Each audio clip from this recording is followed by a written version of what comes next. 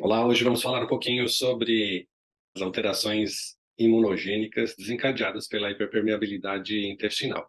Em geral, elas desencadeiam mecanismos relacionados a doenças autoimunes. Isso é importante a gente investigar como origem das doenças, a permeabilidade intestinal e as suas causas geradoras desse processo fisiopatológico. Muita gente pode estar se perguntando, né, mas o que é que tem a ver, né, a permeabilidade do intestino, as alterações intestinais com doenças autoimunes? Com o desencadeamento de processos de fagocitose induzidas pelo próprio organismo contra o seu tecido, né? Uma resposta imunológica contra o seu próprio tecido, as suas células. Então, a ideia aqui é que, resgatando a origem desses processos fisiopatológicos, nós possamos construir protocolos integrativos que sejam eficientes na sua base, na sua essência. E para isso a gente foi investigar, então, quais eram as relações entre hiperpermeabilidade intestinal e doenças autoimunes. Todo o processo se iniciou com a observação clínica mesmo, que muitas pessoas que apresentavam disbioses ou alterações inflamatórias intestinais apresentavam junto também comprometimentos inflamatórios em outros tecidos. O que significava isso? Que quando nós tínhamos uma modificação do ambiente intestinal, nós gerávamos, então, um conjunto de mediadores inflamatórios que não se restringia a uma ação local no intestino, mas sim começava a produzir alterações fisiopatológicas em tecidos à distância. No caso das articulações, no músculo, no caso do tecido respiratório, no sistema nervoso central, no tecido hepático, no tecido pancreático. E essas observações começaram a suscitar o desejo de compreensão. Por que que essas respostas aconteciam, inflamatórias aconteciam em um tecido à distância do ponto focal inicial, que era o intestino. E aí começamos então a investigar a origem desse processo na medicina integrativa e percebemos que das correlações com essas alterações intestinais que aconteciam, muitas delas estavam direcionadas a processos relacionados à digestão, à capacidade do indivíduo de promover o processo digestivo.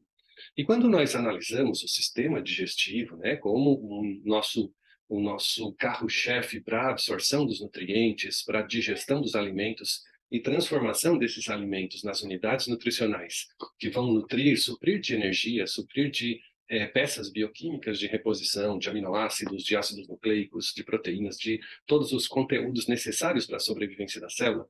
Quando nós analisamos esse sistema, nós encontramos um perfil muito interessante de pacientes que é chamado de perfil hipossecretor. Esse perfil hipossecretor, ele tem uma lentidão nos processos digestivos. É um paciente que tem uma diminuição da capacidade de produzir e secretar ácido clorídrico, por exemplo, no estômago. É um paciente que tem uma dificuldade de produzir e secretar saliva, enzimas salivares. É um paciente que tem dificuldade de produzir e secretar enzimas digestivas produzidas lá no pâncreas e que tem uma função de digestão mesmo de todos os nossos nutrientes, né? Por exemplo, as lipases que convertem as gorduras em ácidos graxos, colesterol, ésteres de colesterol, proteases que convertem as proteínas nos seus aminoácidos respectivos para que essas unidades nutricionais possam ser absorvidas. Também aí as amilases que convertem o amido, os carboidratos que consumimos na nossa dieta, em unidades nutricionais, açúcares primários, que é o caso da glicose, frutose e galactose, que são permeados então através da membrana intestinal e caem na corrente sanguínea para servirem aí de peças bioquímicas de reposição. A repercussão do processo de perda da digestão acaba gerando, nesse contexto, uma putrefação dessas proteínas. Olha que interessante. Claro, se você deixar uma carne, uma proteína, ao tempo exposta aos ambientes com bactérias, com temperatura, com umidade, literalmente elas apodrecem. E isso acontece da mesma forma lá no nosso intestino. Imaginem, né, um ambiente intestinal cheio de bactérias, capazes de fazer aí a digestão dessas proteínas, se alimentarem dessas proteínas. É, também um ambiente úmido, com temperatura de 37 graus, tudo isso facilita todo esse processo de putrefação. E essa putrefação, ela gera um conteúdo de enzimas proteolíticas exatamente para tentar destruir esse ambiente proteico que está lá íntegro, né? E essa putrefina e cadaverina, que são enzimas proteases de digestão putrefata, elas acabam também agredindo as mucosas intestinais. E olha que curioso isso. Quando nós temos um processo de produção dessas putrefinas e cadaverinas, elas não só irritam, como digerem também a parede da mucosa. As mucoproteínas que revestem internamente o nosso intestino, elas acabam sofrendo uma degradação enzimática em função da produção dessas enzimas proteolíticas de putrefação. E isso leva, claro, a uma diminuição da parede intestinal. Por que que a gente está mencionando isso? Porque, né, nessa parede de muco, de revestimento intestinal, que habitam, colonizam e estão integrados como as células de defesa, os nossos macrófagos residentes. O macrófago residente na parede intestinal é responsável pela manutenção da integridade e da colonização microbiológica desse ambiente intestinal. Olha que bacana esse raciocínio. Veja que a gente começou lá da ingesta de alimentos proteicos e agora a gente já está alterando a permeabilidade do intestino através de uma redução da característica mucoproteica do ambiente intestinal. Depois disso, veja o que acontece. Quando a gente tem uma redução dos macrófagos residentes, que controlam a população bacteriana através de processos de regulação imunológica, né? A bactéria que é patogênica, ela cresce, é logo reconhecida pelos macrófagos residentes que as consomem e então controlam essas proteínas disbióticas, essas bactérias disbióticas que estão localizadas no ambiente intestinal. Então, a regulação das populações microbiológicas intestinais é muito dependente das características desses macrófagos residentes. Muito legal isso, então, porque se nós temos uma defesa imunológica macrofágica eficiente, não teremos seguramente processos disbióticos. E por que é tão importante controlar essas bactérias disbióticas? Porque essas bactérias, elas apresentam na sua constituição química de membrana componentes que são altamente imunogênicos. Tanto é que eles são reconhecidos, de fato, pelos macrófagos através dessas proteínas, dessas partículas que revestem externamente a membrana das bactérias e que podem ser, então, sensibilizantes para o nosso sistema imunológico, especialmente reconhecidas pelos macrófagos, que apresentam para o nosso sistema de defesa todo esse conteúdo reconhecível imunogenicamente pelos nossos macrófagos. Então, nesse contexto, quando a gente tem uma diminuição da produção, da viabilidade desses macrófagos residentes, nós temos concomitantemente um aumento que é inversamente proporcional, um aumento da produção e da colonização de bactérias disbióticas, especialmente as populações gram-negativas, que apresentam na sua constituição química lipopolissacarídeos. Esses lipopolissacarídeos, LPS, eles são capazes de ativarem os macrófagos através de uma sensibilização de receptores do tipo TLRs, os Toll-like receptors.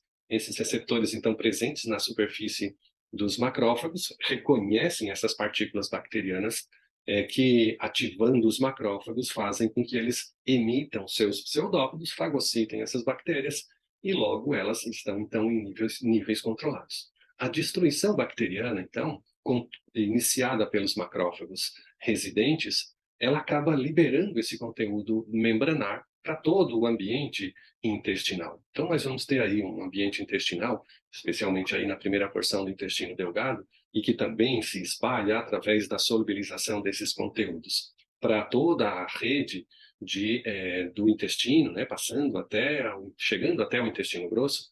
Quando a gente tem, então, essa solubilização desses conteúdos bacterianos nesse ambiente, agora repleto de bactérias, de macrófagos que migraram, de restos bacterianos, de ativação de mediadores inflamatórios, de radicais livres que foram produzidos exatamente para destruir essas bactérias, fazem então com que nós tenhamos agora um estado inflamatório intraintestinal. Essa mistura de componentes bioquímicos ao nível da luz intestinal é um indicativo para recrutamento de células de defesa. Para que as células de defesa cheguem até o nosso local onde está sendo percebida a inflamação, nós vamos encontrar ou ter a necessidade, basicamente, de produzir vasodilatação e aumento da permeabilidade vascular. Porque as nossas primeiras células de defesa que são recrutadas para combater esse processo causal inflamatório são os neutrófilos. E esses neutrófilos estão circulantes na corrente sanguínea. Então, o que acontece nesse contexto é uma vasodilatação, aumento da permeabilidade vascular, um afrouxamento das células intestinais, da matriz intestinal, para que essas células sejam recrutadas para o intestino. E com isso consigam controlar ainda mais, combater ainda mais esse indicativo inflamatório infeccioso, que é a presença dessas bactérias patogênicas que são estimulatórias para o sistema imunológico, reconhecidas como bactérias disbióticas. Muito bem, nesse contexto, então, para que os neutrófilos migrem para dentro da luz intestinal, é preciso que haja esse processo de afrouxamento, de perda da estabilidade da mucosa intestinal, fazendo com que esses neutrófilos atinjam a luz intestinal. Só que essa é uma via de duas mãos, né? Então, é uma rua de duas vias. Tanto o neutrófilo migra para dentro da corrente, para dentro da luz intestinal, quanto as partículas, as assinaturas bacterianas, os restos bacterianos que são degradadas nessa luz intestinal, ganham acesso à corrente sanguínea. E é esse processo, então, eminentemente inflamatório, porque tem vasodilatação, porque tem aumento da permeabilidade vascular, porque tem produção de mediadores inflamatórios, porque tem migração de células de defesa, todas as características de um processo de inflamação, ao nível subclínico, porque, de fato, isso está acontecendo num nicho muito específico e através de uma resposta modulada pela apresentação dos antígenos pelos macrófagos residentes. Então, isso acontece de maneira controlada. No entanto, a permeabilidade intestinal se instala nesse momento. E aí, essa permeabilidade intestinal, junto com o quadro inflamatório, leva essas partículas bacterianas, LPS, sobretudo, para dentro da corrente sanguínea. E daí, para a corrente sanguínea, se distribui através de todo o nosso organismo. Curiosamente, as pessoas respondem a essa toxinemia, esse aumento das toxinas bacterianas e da distribuição dessas assinaturas bacterianas pela corrente sanguínea, respondem de maneira diferente. Tem sido observado, através da análise clínica desses pacientes, que o que é mais frágil é acometido em primeiro plano. Ou seja, cada paciente apresenta um quadro de sensibilização inflamatória e de resposta autoimunológica a partir da presença desses conteúdos bacterianos na corrente sanguínea de maneira diferente. Alguns pacientes apresentam uma sensibilização inflamatória de maneira sistêmica, então tem quadros de perda energética, de dor abundante, de sensibilização de receptores de prostaglandina de maneira sistêmica, ao nível muscular, ao nível ósseo, ao nível dos tecidos e sistemas periféricos, também no sistema nervoso central, um aumento de irritação, um aumento de crises de ansiedade, eventualmente também um processo mais avançado, quadros depressivos associados a esse prejuízo energético para a manutenção do quadro inflamatório, né? Nesse contexto, quando esse LPS entra, então, em contato com os tecidos e que eles se instalam ao nível das membranas celulares, porque são lipopolissacarídeos. Então, são açúcares ligados a uma fração lipídica que tem alta afinidade pelas membranas celulares. Curiosamente, isso faz com que essa parte lipídica se insira na superfície das células e apresente a parte imunogênica, que é a parte polissacarídica. E essa parte polissacarídica é imediatamente reconhecida pelas nossas células sentinelas. E é isso que dispara, então, um mecanismo de inflamação à distância. Claro, são células que apresentam um componente bacteriano. O que é que o nosso sistema imunológico vai pensar, né? Vai pensar que existe uma bactéria naquele tecido. E aí, o que ele faz de resposta é exatamente recrutar neutrófilos no primeiro momento. Esses neutrófilos são recrutados e geram um quadro de combate efetivo àquela presença do componente bacteriano no tecido, gerando um quadro de inflamação. No entanto, quando essa inflamação ou quando esse depósito de LPS nos tecidos é persistente e abundante, essa célula pode ser reconhecida como um padrão imunológico, não suficientemente combatida pelos neutrófilos que migram para esse local inicialmente, e aí os neutrófilos regridem e entram em ação os nossos sistemas de linfócitos. Os linfócitos que agora vão reconhecer e produzir anticorpos contra aqueles tecidos que são colonizados pelas partículas bacterianas, pelas assinaturas bacterianas. Interessante isso, né? E agora, essas células que são reconhecidas como seres estranhos no organismo, produzem uma resposta autoimunológica contra esses tecidos. E aí isso pode acontecer em tecidos articulares, gerando o quadro de artrite reumatoide. Pode acontecer em tecidos de tireoide, gerando uma tireoidite autoimune. Pode acontecer no próprio intestino, em que frequentemente esses quadros evoluem para uma doença de Crohn, que é uma doença autoimune contra as próprias células intestinais. Isso pode acontecer em sistemas neurodegenerativos, por exemplo, nos quadros de Alzheimer, nos quadros de Parkinson, no quadro de demência senil, em que há um componente de reconhecimento inflamatório, uma neuroinflamação instalada, e há também um quadro de sensibilização imunológica.